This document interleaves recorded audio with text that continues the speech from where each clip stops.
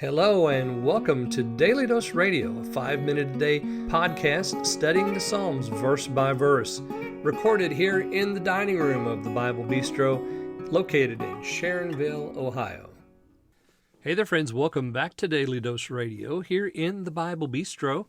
Today on Daily Dose Radio and all this week, we're going to study Psalm 42, and we enter now into the second book of the Psalms. Now, the Psalter is divided 150 Psalms, but it's divided into 5 different books. Now, you would think with a division of 5 books, you would have an equal number of Psalms, but you don't, because we ended the first book in chapter 41. Now, the second begins here, and you'll notice a difference right away. These are not Psalms written by David, or the majority are not. They're written by Asaph, and the sons of Korah are mentioned, and Jeduthun, and those guys, Heman and so forth, those guys are mentioned as being the authors, and some of these are going to be orphanic psalms. So we have a different group of authors that are writing here in this particular section. And today we come to Psalms for the sons of Korah. Now the chief musician he's doing his job. And we're told here in Psalm 42 that this is a maskil, that is a teaching psalm. It's for the sons or of the sons of Korah. Sons of Korah was basically a musical group. They were members of a Levitical family that formed a choir. And I'm sure there were musicians and others, a part of that. But they called themselves the sons of Korah. And so we have Psalms. As a matter of fact, the next 7 Psalms are going to be under this name, Sons of Korah. So quite a bit of material here that they're going to give us.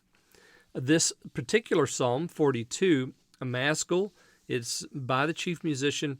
It is structured in 3 stanzas. 1 through 5 is the first stanza, 6 through 8 the second, and 9 through 11 the third. Each stanza contains the same thematic elements: famine, persecution or chastisement, and hope.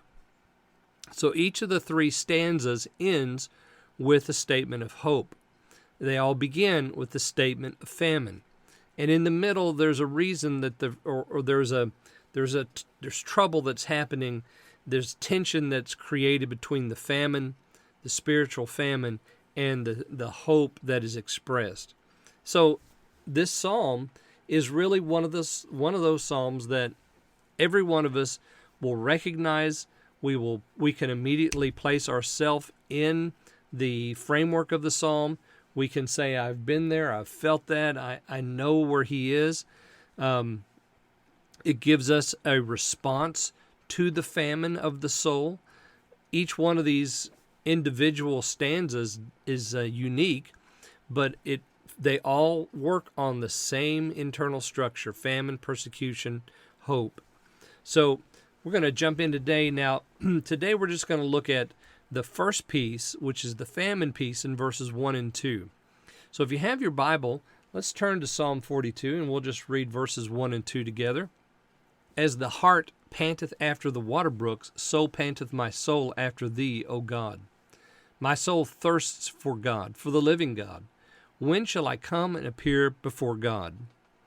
So you see the famine theme here. We have a panting soul, a soul that's thirsty, a soul that is looking for the water brooks. So he begins with this little similitude: as the hart pants after the water brooks. So we immediately in our mind's eye, we can see the deer. He's thirsty. He's looking for the stream that used to run, but it's not there now. He's thirsty. Where's he going to go? And so the psalmist here tells us, so my soul is like this. It's thirsting for God. It's longing or panting after God. The heart pants after the water. My soul pants after God. And then he doubles down on that in verse 2, thirsting for God. My soul thirsts for God, for the living God. So it's not water that he's looking for, but it's something else. It's living water. He's looking for the living God. When shall I come and appear before him? I want to be there. Just like the deer wants to appear before the watercourse so that he can slake his thirst, so we want to appear before God so that we can slake our thirst as well. Well, join me tomorrow. We're going to look at the persecution factor, and that'll be here in verse 3 and part of verse 4. So I hope you'll join me then here on Daily Dose Radio. Thanks for listening to Daily Dose Radio. For more fresh and delicious Bible studies, podcasts, books, and more, check out the Bible Bistro online and on YouTube. Join me again next time for Daily Dose Radio.